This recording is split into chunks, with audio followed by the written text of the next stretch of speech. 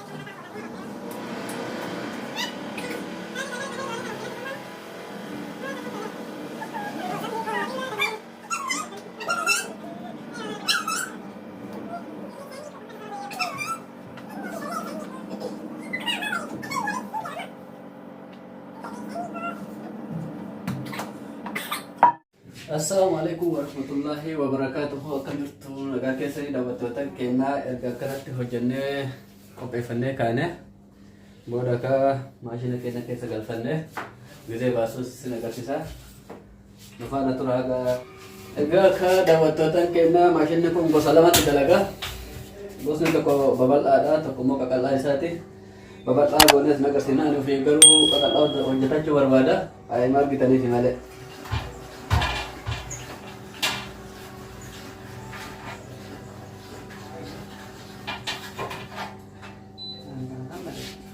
Akkana jira jechuudha babal'aan isaati. Kana fakkaata ani qaqal'aa hojjetachuu barbaada waan ta'eef isinitti agarsiisuuf malee qaqal'aa hojjedhee isin agarsiisa jechuudha. Qaqal'aa dalagachuu barbaada.